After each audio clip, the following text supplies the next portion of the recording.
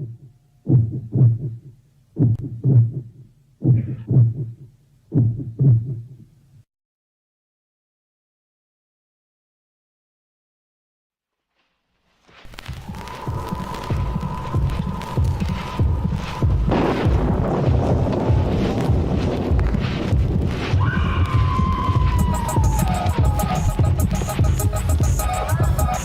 17 not admitted without parents or guardian.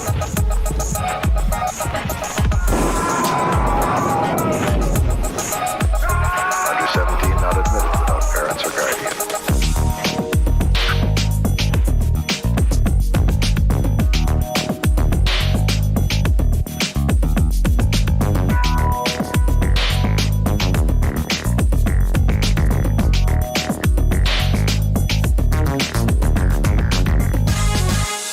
Under 17 not admitted without parents or guardian.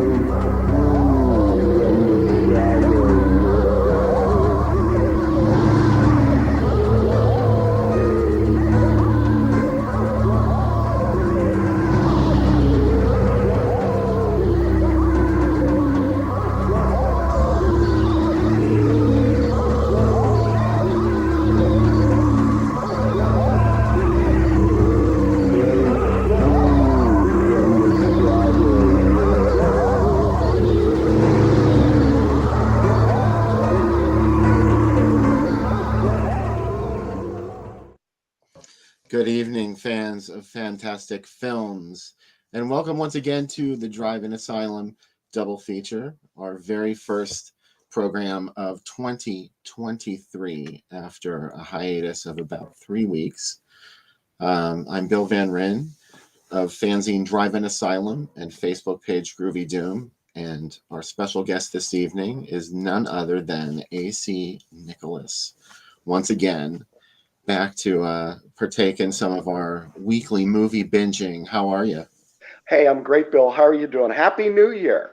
I hope Santa Claus brought you lots of Blu-rays. Well, yeah, he did. And Santa was especially good to me this year. How about you? Santa was good. So I'm so excited about tonight. I'll tell you, I was just like waiting for my prom date all day today, because these movies are just like that. It's Giallo night. Yeah. This is really, this is a very you program tonight. It's also a very Sam program tonight. And Sam is conspicuously absent from our program at the moment, but only for the first segment. He's going to be here in the second segment, so never fear. Sam will be here. So you chose The Psychic. Didn't you choose that one? I did, Bill. Okay. I chose The Psychic for a couple of reasons. First off, it's a lesser seen Lucio Fulci, and I think it's one of his most underrated films. And second, it holds a special place in my heart because when I was a drive-in movie projectionist back in the late 70s, we had a double feature of The Psychic and The Muck. And I'll tell you, that was one heck of a weekend. The last time I was here, I talked a little bit about it. And I talk about my exploits in what magazine? Well, since you made that segue, I did. There happens to be a brand new issue of Drive-In Asylum now available. It just became real yesterday. I went and picked it up, and it's beautiful. It's one of our best issues that we've done. We've got tons of fabulous features, one of which Chris was referring to, our AC Nicholas, my guest this evening. Sorry. I don't know what made me call you that. Who knows? But that's okay. Yeah, I have an article in there called I Was a Teenage Drive-In Projectionist, which I hope everybody likes. It's kind of on the same lines of my article in number 23, which was about, grind houses across the USA. I love these true life stories. There you are. Ah, I was thank a you. teenage drive-in projectionist, and yeah, tonight's first feature, The Psychic, is one of the double features that you refer to in Indeed. here with, and you especially mentioned that Amok Yeah, caused Amok. some near car accidents on the Yeah, highway outside of the drive-in. yeah. As I've always said, I would love one day to show Amok here on the Drive-In Asylum, but it's not streaming anywhere that I could find.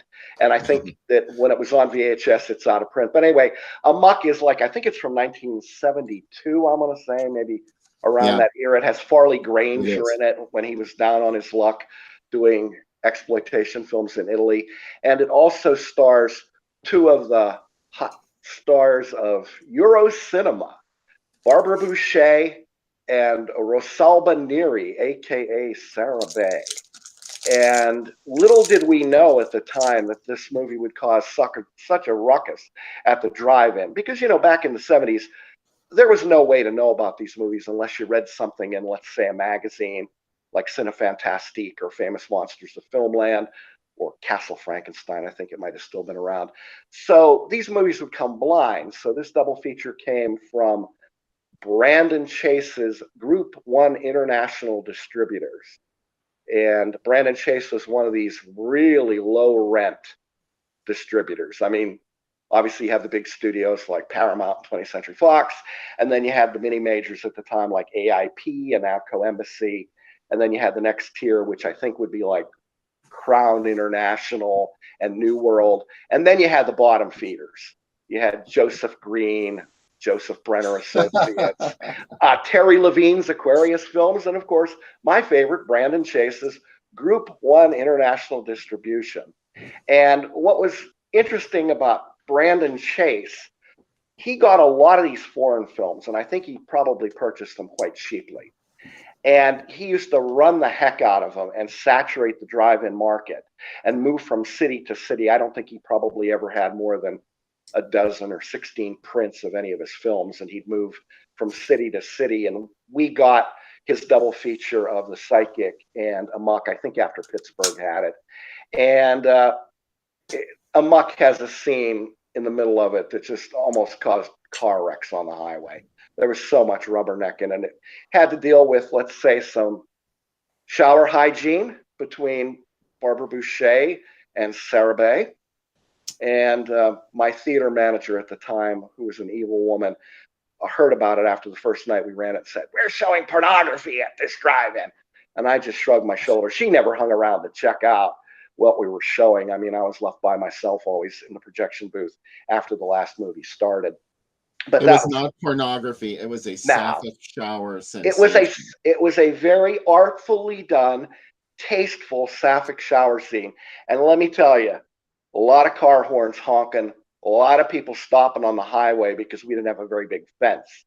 So it was clearly visible from the highway, a lot of people lining up. So when that ran on the Friday night, people were lined up outside the box office an hour before it opened on the Saturday night because the word had gotten out that we were showing wild stuff that weekend. And You it know, just I'll take that over let's compare it to another famous love scene between two women, mhm, Susan Sarandon and Catherine Deneuve in The Hunger. hunger, very, very artfully, tastefully done. But But it's almost campy in the yeah, Hunger. yeah, Like it the is. whole thing, like with the blowing curtains and everything. It's Oh, like it's so over the top. But the well, shower scene in Amok. well, the thing about the hunger is Tony Scott directed perfume commercials, and the hunger looks like a feature-length perfume commercial with vampires and Susan Sarandon and Catherine Deneuve and David Bowie. It kind of reminds me every time I think about that. I think of that commercial that ran for 30, 35 years on TV. Bill, you know which one I'm talking about. Those of us of our age remember the Windsong commercials. I can't Remember? seem to forget you. I can't seem to forget you. Your Windsong stays on my mind. Windsong by Prince Machiavelli. And apparently he was a real prince. So, and he made perfume. But no, it looked like one of those kind of commercials. It was all gauzy, as you said, and curtains fluttering and lots of. There's Jennifer Upton. Oh, hello, Jennifer. Checking in from Jennifer is in the new issue too. checking in from the UK. Jennifer is always a great guest on the show. Terrific writer. I'm always happy when she's on, and she has a piece in the new Drive-In Asylum too. She wrote about Night of the Demon. Ooh, Of course, is the best Bigfoot movie ever made, right? The craziest, best Bigfoot movie. Now, there weren't that many good Bigfoot movies, let's face it, but that one is head and shoulders above the rest of the Bigfoot movies. It's amazing. Groovy Doom stays on my mind. Thank you, Darren, for completing that Windsong commercial for us. Groovy Doom. Yeah, I'm looking forward to this issue. There's a Carol Baker feature in there, and I love Carol Baker. Anybody who follows my posts on Facebook knows that Johnstown, Pennsylvania's own Carol Baker, awesome giallo actress. Oh yeah, Michael Compicciaro, and I hope I pronounced your name correctly, Michael. I'm sorry. I've seen it in print many times for Diabolique and other publications, and now we've got something from him in the new Drive-In Asylum, and I can't find it to put it up on screen. I promise you it's in here. This really is one of the best issues that we've done. I'm very excited about this. Yeah, you haven't even mentioned yours and Sam's interviews for this feature, which blew me away. They're going to be incredible. Yeah, I mean, we talked about it on the show before we went on hiatus, but that's one of the reasons that I had to take the hiatus, was to get this completed, because it was months beyond due. So I just wanted to take a break and focus on getting that completed. I'm so glad I did, because everything just sort of came together. If I had gotten the issue out sooner, we wouldn't have been able to get the feature with George Barry in on time. So in one way, it's kind of good that it was a little bit later, because I got to add that. It's a fantastic piece. It's just a very casual interview that Sam does with George, and they talk about all sorts of monster fandom, like his youth and, the kind of movies that excited him, which of course were the Universal monster movies and things like that. It's kind of interesting to hear that coming from the director of Deathbed, The Bed That Eats, in a way. I mean, there is something like very visually, some of the elements are visually similar. You can see the Universal influence in Deathbed in a couple of scenes. But of course, George passed away about a week after he talked to Sam. Yeah. So this is, it was a real shock.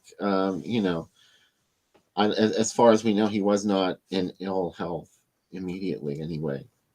Yeah, Deathbed is a movie. Deathbed is an amazing movie because it looks so much better and is so much better than you expect it to be. It's like an art film in a lot of ways. It's an art exploitation film, if that makes any sense. The line is usually blurred in a lot of, or it sometimes is blurred in certain cases, and Deathbed is just one of them. I think it's brilliant. Oh, I like it too. I think it's great. And I was so excited to be able to feature George in the magazine, and then it happened. And then you feature a movie that you introduced me to on the Drive-In Asylum double feature, which you had on, which is another bonkers, batshit, crazy, the kind of movie we love. You're talking about Scream Bloody Murder? Or My Brother Has Bad Dreams. Yeah. I'm so glad we got to watch it on the program, because a lot of other people who saw it for the first time enjoyed it, as I was hoping. I did. It was it's one of a kind. Yeah, it's not exactly everybody's jam, and I get it. Like it's sort of like stagey. It's a little talky, but I just became absorbed in those characters. I thought they were really weird and interesting people, even though they were fucked up. Yeah, the brother with the bad dreams and the mannequins and the incestuous eye for his sister, and it played kind of like a Tennessee Williams like hothouse drama, where there's this dialogue and it's very intense and there's domestic strife, and there's an outsider that comes into the domestic strife between the brother and the sister. And it results in bloody murder and screaming. And it results in an ending that I had to pick my jaw up off the floor. Yeah. You'll never see an ending like that in any film. You might see it coming, but you really have not thought it through. No. I'm not even sure the people who made it thought it through. Yeah, actually, they did. Bob talked to me about that. Okay. And I interviewed the director, Robert J. Emery, also referred to in the magazine as Bob Emery. I thought about that later. I'm like, should I have called him Bob? But his name on his credit on Scream Bloody Murder is Bob Emery, so I felt comfortable with that. Right. And also, I spoke with Marlena Lustig, who's the female lead. She's the sister. Sister of the brother who has bad dreams. Yes. Yes. That's an incredible movie. So hopefully we'll be able to see some sort of restoration of that.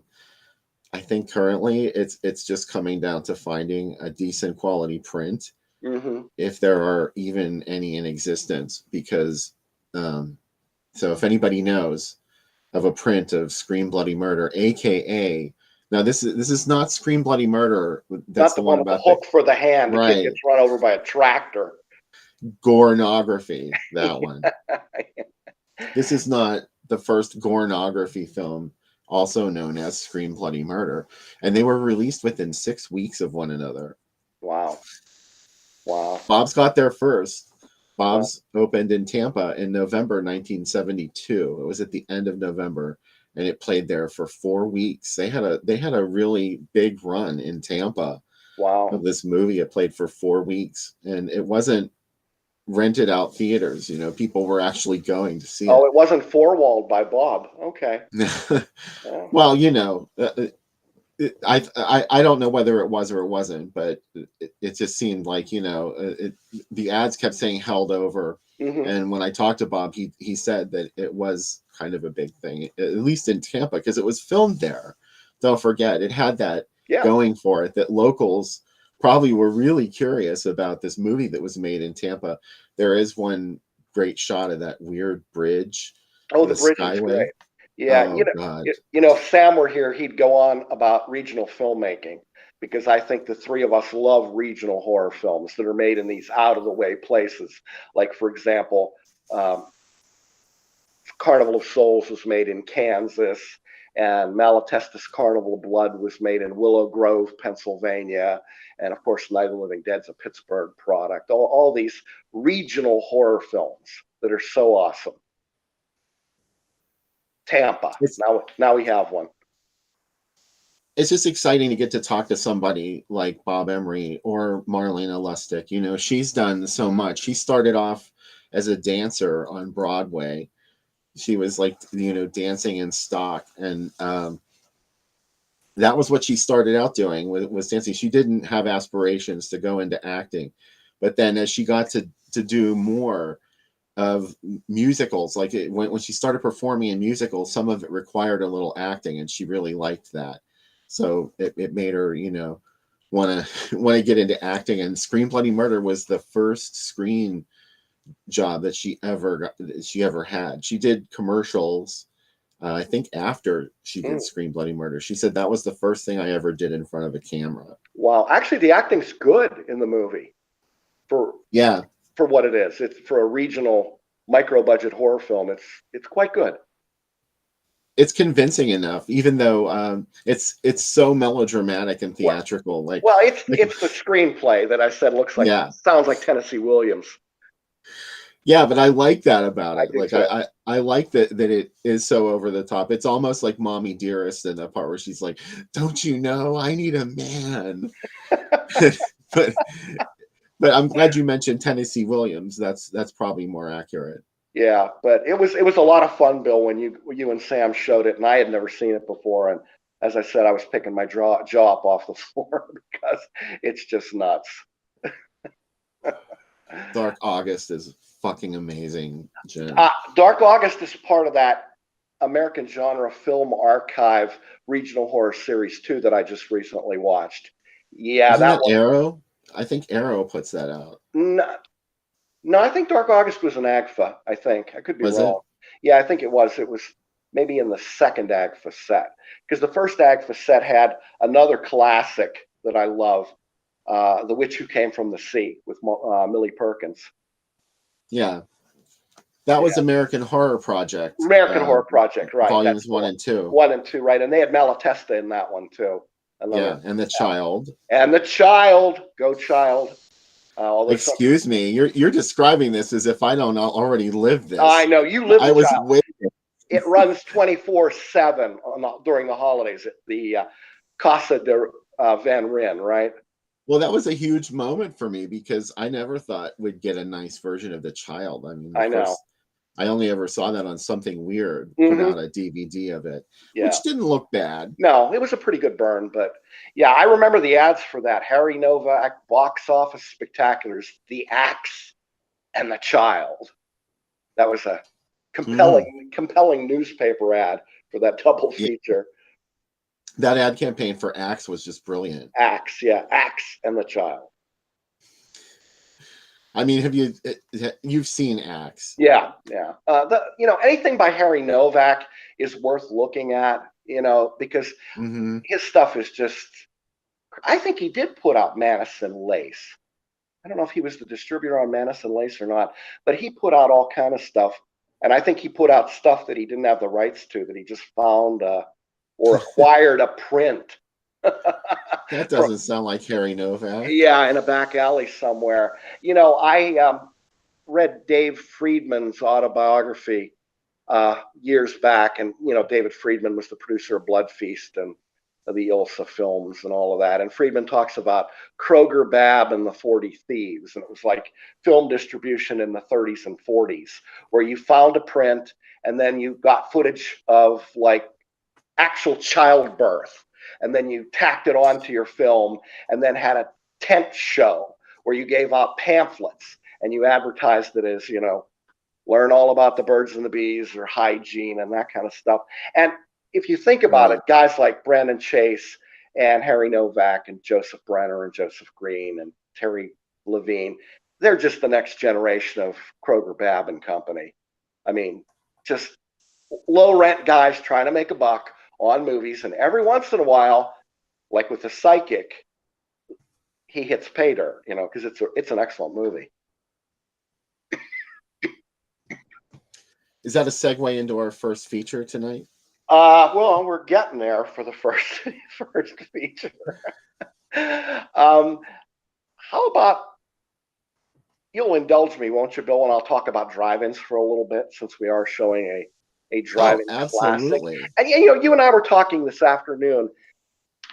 These films from Italy, the giallos, I can't imagine people really enjoying them in a drive-in. And you'll see what I mean when you see The Psychic if you haven't seen it, because it's truly a plot-heavy movie. There is a lot of plot. In fact, Fulci dumps all the clues to solve the mystery in what, Bill, the first 5 minutes of the movie?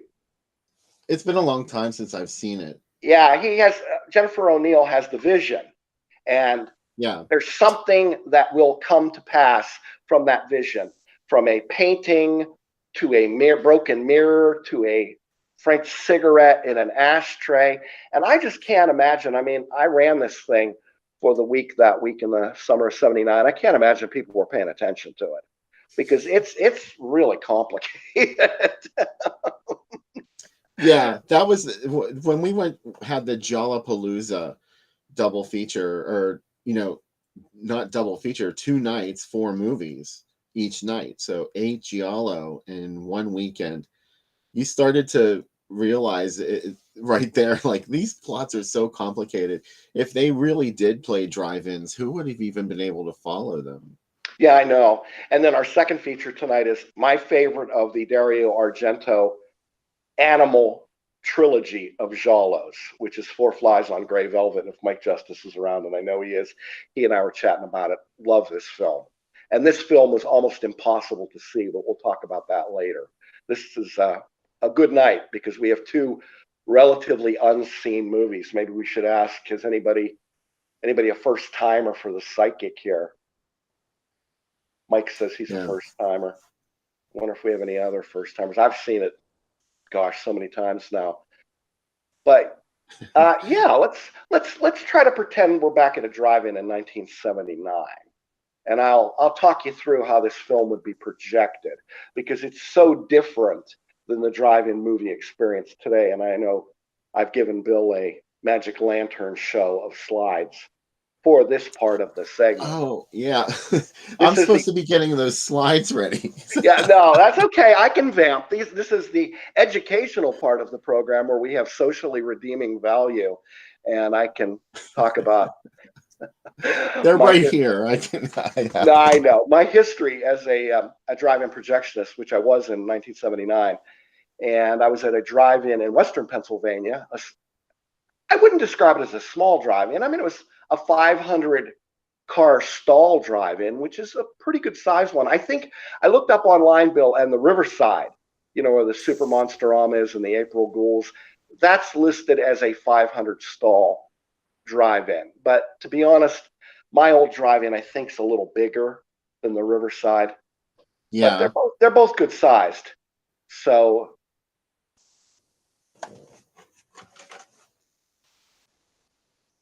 I'm having anyway, a problem adding some of these images. Okay, well, I'll just keep talking. So I was looking for money. Obviously, I was in college, and you need money to buy things like booze. Like what? Yeah. Like booze and other stuff. So I got this job as an apprentice projectionist at the Highway Drive-In, which is still open, by the way. The Highway first opened in 1951, and that was really the golden age of drive-ins. Once upon a time, there were over 4,000 drive-ins in the United States. Last time I looked, the number is like 321, because people's viewing habits changed. HBO came along, and then VHS came along, and studios just didn't make films specifically for the drive-in anymore. I mean, you go to the drive-in today, they're showing the big budget films. They got a Minions film, and they have Spider-Man and all that stuff. They didn't have specific drive-in films. But, the United States was lucky of having drive-ins, because other countries, a lot of them do not. I mean, Canada still has 43 working drive-ins, and Australia has, I think, 16. And that's about maybe one or two in India, but Jennifer Upton can tell us that the United Kingdom doesn't have any drive-ins. But the drive-in culture, the drive-in culture was really hot. I mean, in the golden age of drive-ins, and that would have been like in the 40s and 50s and 60s. And then as the 70s came, and as I said, people's viewing tastes or habits changed to HBO, particularly when HBO came out, and cable TV, VHS. Well, they stopped making movies, and they stopped making the movies for the drive-ins. But in the latter part, in the 70s, that was sort of another kind of golden age of drive-ins. That's when drive-ins were on the decline, because the property obviously was worth money, and people would buy the drive-in property and put a Walmart up on it.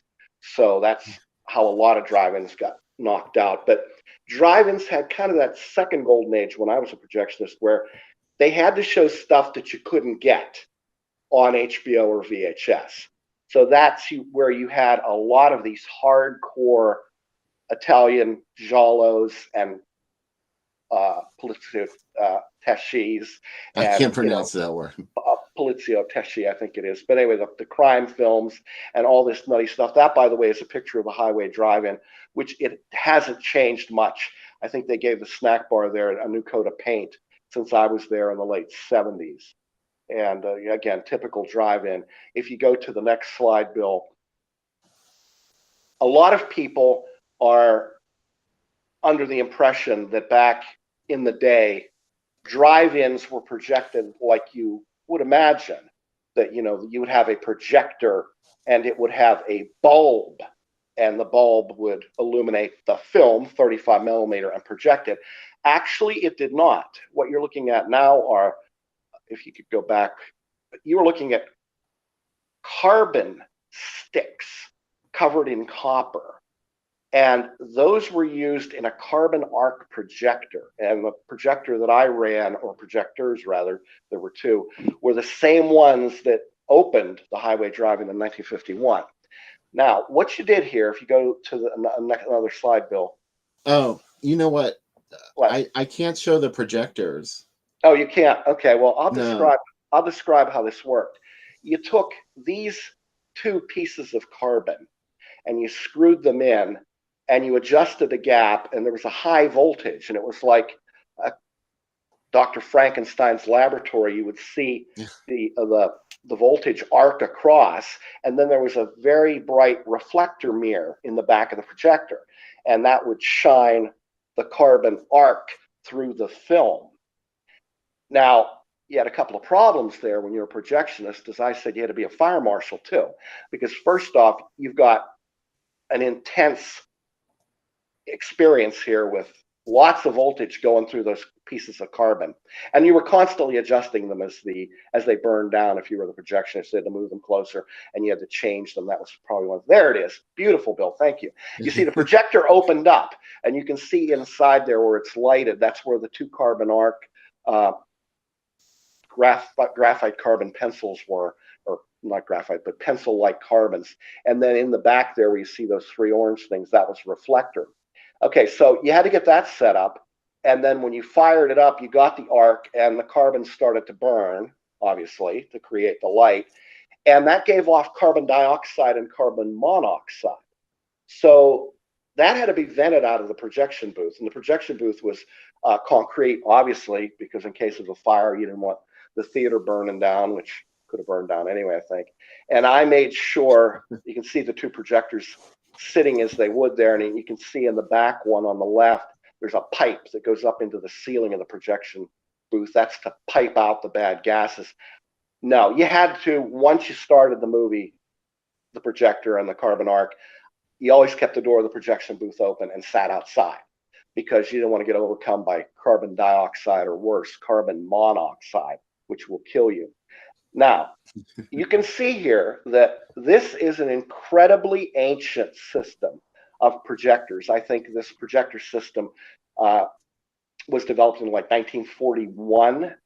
And to change reels, because obviously the film came on 4 or 5, or sometimes more, 35 millimeter reels, what would happen is you would start the projector, let's say, on the left, and then the reel would run. And some of you have seen this in theaters or on TV.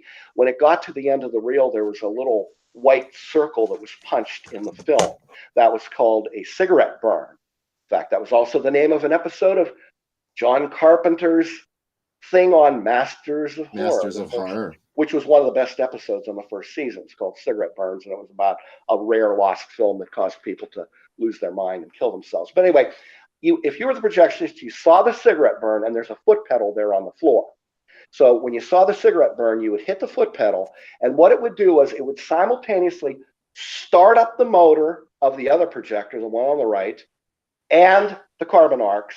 It would damp the light. It would drop down like a damper on the left projector, and the right projector damper would come up, and it would be a seamless transition. If you didn't have a seamless transition, obviously the car horns would start. I never had people honking the horns. The only time I said they ever honked the horns was for Barbara and Sarah and the hot shower. Nobody screamed focus. No, nobody screamed focus. So that's how it worked. And then they moved on later to big platters, where you didn't actually have to do the physical reel change. The entire film was on a giant platter that was lying flat, and it would run. In fact, if you go to the IMAX in Pittsburgh, you used to be able to see this at the Carnegie Science Center. They had this, I think that was in 70 millimeter, but they had the film flat, and it was huge. And that was part of the DLC. Back in the day, there's the snack bar, which, again, a little bit cleaner than when I worked there, but run this by. was the snack bar at the highway? Yes, it is. That is the snack bar at the highway. You see, it looks pretty nice. The food wasn't as good as some of the drive-ins I've been to, but it was a lot better than, there was another drive-in up the road that my dad claims he got tainted meat. and he was sick from. But yeah, and it was run by a miserable old Ew. woman when I was there. Her name was Rita, and her daughter, who was in high school, worked a concession stand with, I think, a couple of her girlfriends. And interestingly enough, because this is my life and welcome to it, it was she was also a Rita. So it was Big Rita and Little Rita. Now, here is something that's interesting too. Drive-ins really took off in the United States when RCA developed the pole speaker, because before that they had to have giant speakers or megaphones to play the sound, and it was disturbing, the people in the neighborhood or the countryside to hear it. But there you have it. You'll notice a couple interesting things about these. Now drive-ins send the sound to your car on an unused FM dial frequency, usually at the low end around 89.1 or whatever. But you'll see that these things are heavy metal, and they have all rounded corners, and that's deliberate, because these things would get ripped off poles and people would run over them with the cars, and it wouldn't blow out anybody's tires, and they were indestructible. I mean, Bill, if you've seen the old school driving speakers, these things Yeah. could survive an atomic bomb drop. And that was another part of the job. I had to be an electrician. So during the day when I wasn't projecting the movies, I had to go out into the lot and put these speakers back on, which was really easy because it was two wires. It was a red wire and a black wire, a ground and a live, and you screwed it in and the speaker worked. And it had one knob on it to change the volume. I mean, we're not talking Dolby stereo here. Hell, we're not even talking stereo. It's just pure No. mono coming out of that speaker. But they worked. It And sounded great, it sounded great. You could put it in your car, and you had the luxury of privacy of listening. And if you wanted to sit outside your car, like, Bill, we do that all the time when we go to the Riverside and have Plus, those. one of my favorite things about going to the drive-in used to be those speakers, and the way that when you would get out of your car to go to the snack bar, to the bathroom or something, you could hear that sound coming out of every one of those speakers, and it had this weird reverb. Yeah, It's I one of don't my know. favorite things in the world. Oh, I know. I don't know how many drive-ins do it today, but for a while there, when the radio sound came to pass, they would always have one row of the old school speakers in the front if you didn't have an FM radio in your car or truck, Yeah. vehicle. So that was really cool. But that was an important development in the history of drive-ins because it made it really fun and convenient and helpful. Now, I don't have a picture. If you went to the Dependable out by the airport in Pittsburgh, the Dependable was open year-round. Most drive-ins in Pennsylvania, my drive-in was only open like spring to late fall. But Dependable, Bill, you'd see ads for the X-rated features that they showed there in February. And I knew the projectionist at the Dependable, and he said, well, we just, shovel off the stalls and the cars will come, because they had another thing on those poles. They had a hose, and it pumped heat into your car, so you wouldn't have to keep your engine on to have the heater run and drain your battery out. So that was a way of getting drive-ins in Pennsylvania and colder places like the Dependable to be able to stay open year-round. Then at the end of the night, they had to come jump your car. Yeah. Everyone's battery would be dead. I had that happen to me a couple of years ago at the Riverside. They had to come jump my car. It happened to me there too. Yeah. So anyway, that's a sickening feeling. It is a bad feeling. There's some argument that somebody made online that I don't know if I buy or not, that they said the Daylight Saving Time Act of 1966 helped kill drive-ins too, because when daylight saving time is in effect, the movie usually doesn't start till 9 or 10 o'clock, and during the week that was too late for people to watch a. Sean, those hoses on the top of the projectors did hose out or vent out the carbon arc gases. But they said that during the week when the sun went I think down, he meant that the heating hoses bring the from the carbon arc into I would hope not. I that comment was a lot more sinister than you realized. Yeah, I didn't realize Sean's plotting somebody's death here with carbon monoxide. But anyway, I don't know. But drive-ins were basically a weekend thing because some folks didn't want to stay out late. I know when we had double features, and I have been to enough quadruple features over the years that you can go all night, the dusk till dawn shows. and those run on holiday weekends usually. I remember one time I was talking to a fellow drive-in projectionist in Altoona because they were showing A Dusk Till Dawn over Memorial Day. I forget, it was like in the 80s. And I was trying to figure out what movies they were showing because I didn't recognize any of them other than Night of the Living Dead from the ad in the paper. They had one, House of Torture, that was Wizard of Gore. There was Night of Bloody Horror with John Carradine that was called something else. I think it was called Vampire People on Mars or something. And then there was Vampire People is a different movie. No, it wasn't the Filipino Vampire People. It was some other one. But and then they had They're Coming to Get You, which was All the Colors of the Dark, I think. So we were chatting and, drinking beer and smoking cigarettes because, you can do that at the drive-in too. That was always a plus, You know what? There are two things that we have to do. Yes, we do. We got to One of them is we have to look at the ad gallery, but before we do that, we have to have a drink. Absolutely. And even though Sam is not with us here presently, he is with us in this video, and we're going to watch the first drink segment right now.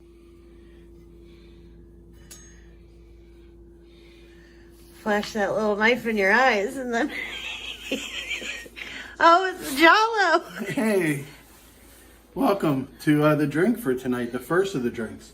The first drink is going to be 7 Sweet Notes in black cola. And We should probably take off those gloves. should we? I've seen what can happen All right. in this house.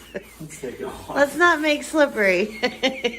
I think it was a good start though for the video. So this drink is going to be made with J&B because everything should be tonight, right? So if you never had it before, it tastes like lighter fluid. Get ready. So start That's what makes those Italians so spicy. 2 ounces of J&B. J&B. 6 ounces of cola over ice. And Let tall it sit glass. a minute Let it sit before- for a minute, yep. 4 dashes of orange bitters. And then finally, you want to take an orange slice, and squeeze a little bit in, and then just pop it in. And then, if you got a fancy Mario Bava glass, you can get all the colors of the dark while you're drinking your drink. Pazuzu. Enjoy the movie. I'll see you guys for the second one. That ended a lot sooner than I thought it would. Oh, wait, I think I still have your microphone muted, Chris. There we go. There we are. We're back. I actually made the drink here, but I have to confess something. I didn't use J&B Scotch because my local liquor store. We're back. I actually made the drink here, but I have to confess something. I'm hearing an echo. There we go. I got to knock it out. Hang on, Bill. But I didn't use J&B Scotch because at my local liquor store, the smallest bottle they had was the 1.75 liters with a handle. And let's face it, I don't have to open any sewer drains or kill rats. So I wasn't going to pay for that much J&B. So I'm using a little bit better Scotch, but here it is, Pazuzu. The first time I had J&B was at the drive-in during Gialli. And I got to say, that was one of the most wretched things I ever drank in my life. It's pretty rotten. This isn't too bad. I don't know. Did you make it, Bill? Is that what you're drinking? It's not. Okay. I went a different route. I went my own way, like Lindsey Buckingham told Go your me own to. way. Yes, he did. This is some vodka and Midori shaken together, poured into a glass, and you add some ginger ale. Yeah. And make sure you have your cherry spike, which I have in there. Maybe you can see it. Yeah, I do. I know Sean Midas was Pazuzu. looking for Pazuzu. He was looking for some J&B drinks, I think, to use a bottle of J&B. Maybe he'll check in here to see if he survived the J&B. It's nasty. It's cheap. And it amazes me that J&B had so many product placements in the Italian films from the 70s. I mean, it's in every giallo. They're drinking J&B, the green bottle, Well, I ain't going to knock it if someone likes it, Oh, it's not just, good. for me, I thought it was scalding. No, it is scalding. I'm a Scotch drinker. It's not good. I mean, it is not good at all. I'm so excited that so many people came to hang out with us tonight. Yeah. It's a pleasure to do this program and to talk about these fantastic films with you guys. And I hope you all had a great holiday. It was just, there was too much going on for me. Like I said, I had to get the issue done and I just couldn't do the show. So I hope you all enjoyed your time over the holidays. I hope you had fun. And thank you so much for coming back to watch some movies with us. We certainly appreciate it. Definitely. And Bill, do you have an ad gallery for us? I do. Here it is. Cannot wait. First film tonight is The Psychic, directed by Lucio Fulci. Originally titled The Murder to the Tune of Seven Notes in Black. The Seven Black Notes or something. It has a couple of crazy names. Well, yeah, I don't know which one was the original, is what I meant, because there's so many of them to choose. There's so many different. But in the U.S., it was The Psychic all the way around. There was never another title. This is all we knew it as far as I can tell. You never know when things jump out at you. This was from 1979. I guess, it originally played Italy in 77, but most other parts of the world where I managed to find it playing, it was 79. I love that tagline. Suddenly and without warning, it's tomorrow, and you're dead. Spoiler alert, tagline writers. Just saying. Oh, wait, I forgot to mention the co-features. They're Twilight People. And The Devil's Crypt. Devil's Crypt. What would that have been? Would that have been Hannah, Queen of the Vampires or something? No, it's not that one. The Devil's Crypt. It's not a retitle. I think it's its own thing. Okay. I don't know. Oh, God, you put me on the spot, and then I can't remember what Devil's Crypt. It's one of those ones I have to look up every time I find an ad for it, because I'm like, what the hell is that movie? Here I am again. I've learned nothing from all of these deep dives into newspaper advertising. 1979 was a hell of a year at the movies. It was. Just check out everything that's going on here. So much goodness. Where do you even begin? Starts Tonight Halloween is the first thing I look at. Yep. And most people don't realize that even though Halloween did get released in 1978, it didn't become a huge thing until 1979. That was when it got its first national distribution, and that's when everybody was talking about Halloween, and Siskel and Ebert reviewed it. So The Psychic was the same year that Halloween made it big in theaters in the United States. Both of them came out earlier than 79. The China Syndrome. Remember that one when that was the big scare movie? Yeah, and 3 Mile Island happened right after that, didn't it? Absolutely. They're like, see, we warned you. Exactly. And Buck Rogers trying to cash in on some of that Star Wars jazz. That was also 1979. The Deer Hunter, what a bummer. Yeah, Coming Home. And a Disney movie, Bedknobs and Broomsticks. Gotta have something for the kids to watch, right? Yeah, The Psychic. Yeah, that's for the kiddies. I love how blurry this one is. Yeah. It's ghostly. Ooh, look at this one. Oh, speaking of ghostly, here it is right here in the tagline for the Oleander Cinema 1 and 2.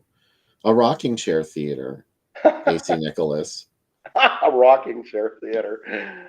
Yeah, that was a selling point. I know, back in the day. Now they all have like decent seats.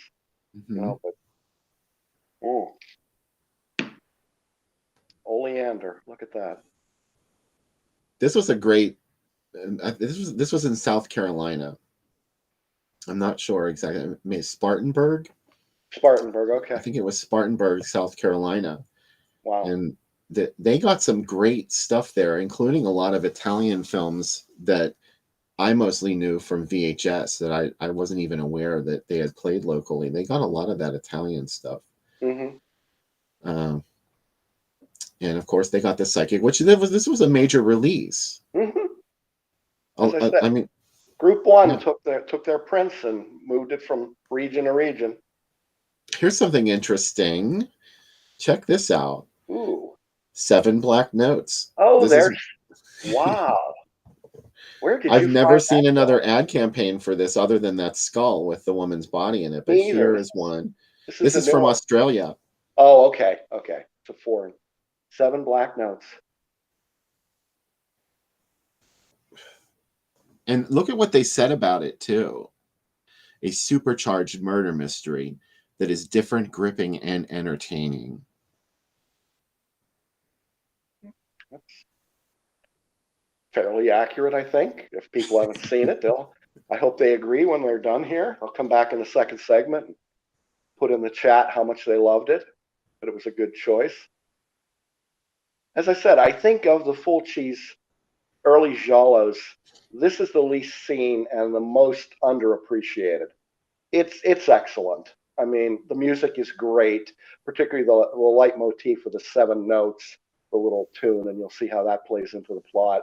And that it plays fair. It gives you all the clues up front.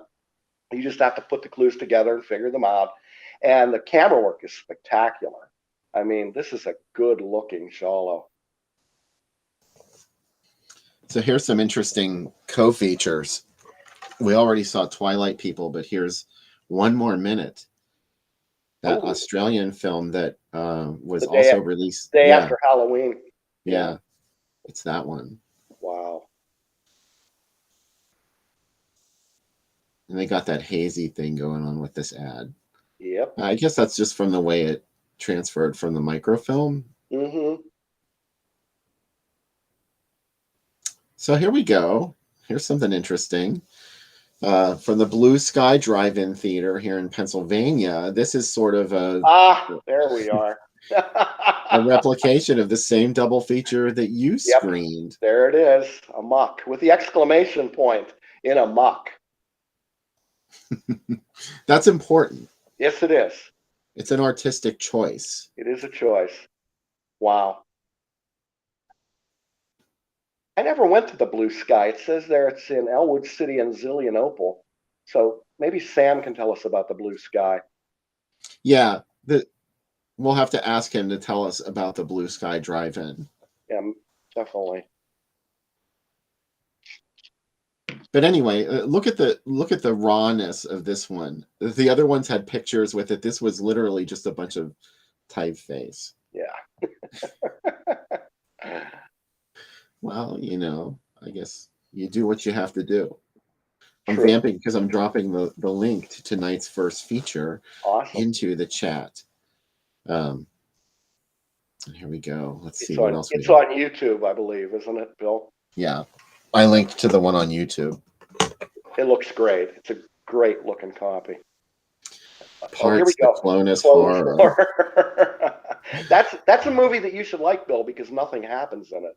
Yeah, that's why I love it. I know. I'm just teasing you. Where science and nightmare merge. I mean, doesn't that happen every day in real life? Pretty much.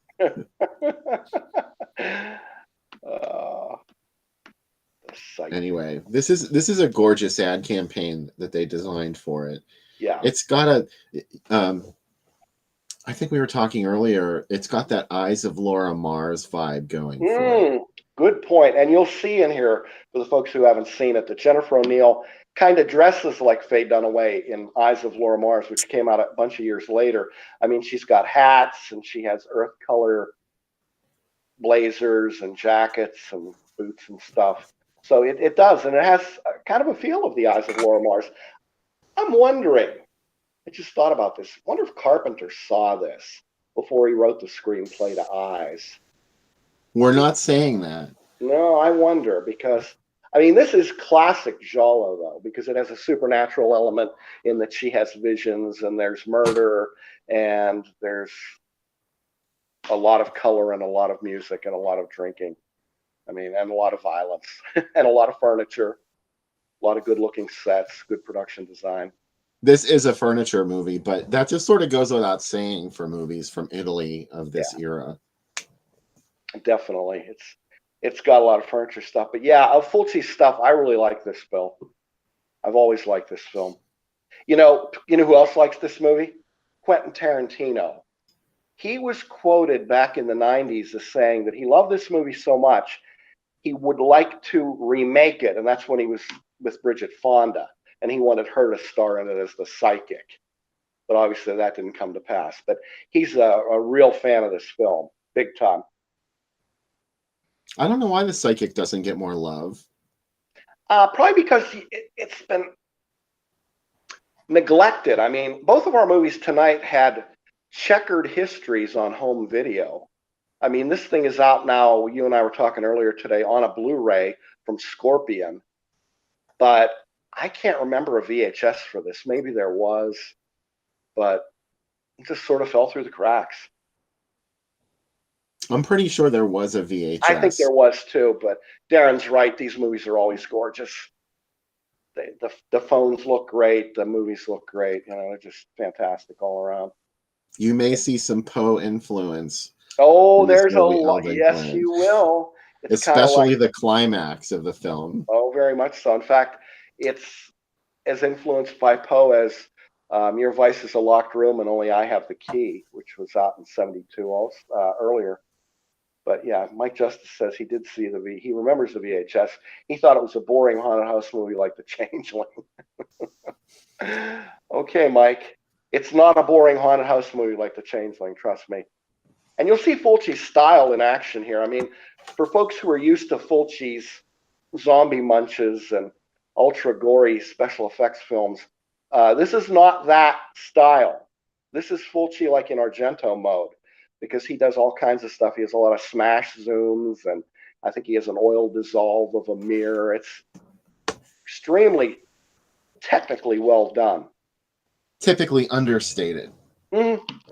As Fulci was prone to do, right? Yeah. Fulci is a great director. I mean, if you're listing the great Italian directors, obviously you've got Argento at the top. But after that, I mean, probably for me it would be Fulci, and then Lenzi, and then Di Martino. But I don't know. They're all great in their own way. All different styles too, you know. It's hard to pick somebody, you know, as soon as you make a statement that, oh, this one's the best. No. You're only, yeah. All that has to have one day you'll change your mind. Oh, I know. I know.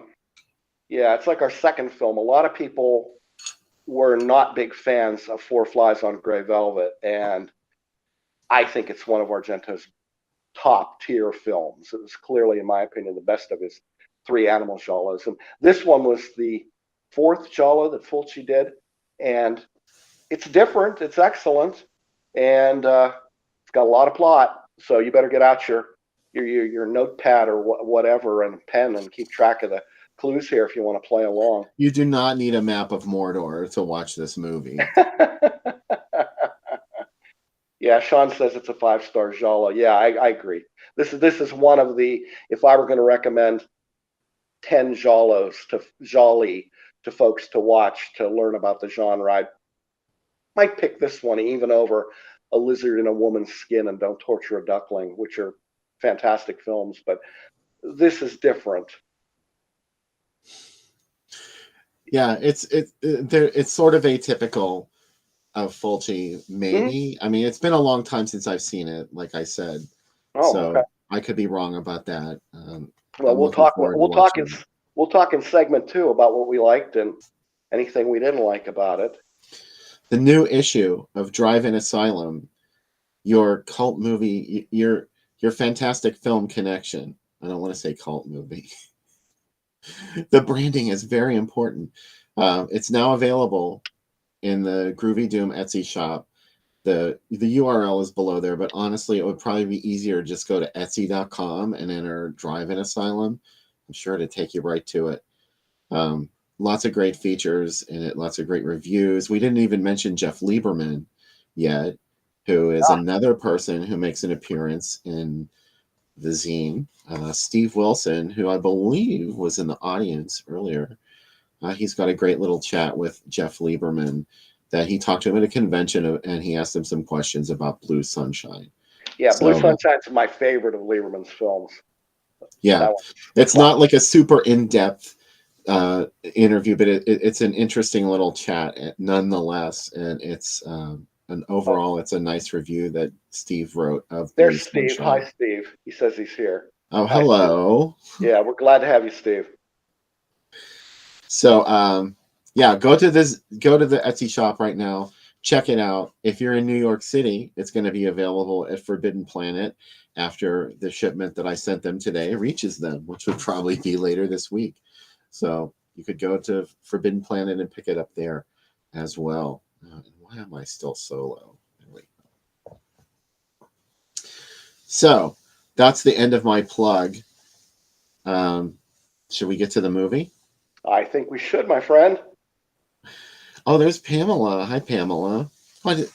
Fabulous people always drop in right when we're ready to sign off and go to the movie. Yeah. It Well, happens hi to all the everybody, time. and Happy New Year, and enjoy Giallo night here, because I know I'm having fun. Yeah. Thanks for having me, Bill. Really appreciate it. Oh, thank you for being here, AC Nicholas. It's nice to have you. And I'm super pumped that you have a piece in the new issue. I love hearing your recollections of, like we were talking about earlier, like this sort of thing maybe one day won't be remembered. Well, So I hope that it will be. I do hope too. that this part of film history will remain interesting to future generations, and that the memory of these films will live on. And before we go, I want to thank Bill for the T-shirt design too. I always show my T-shirts when I'm on here, and there you go, Bill. You recognize that?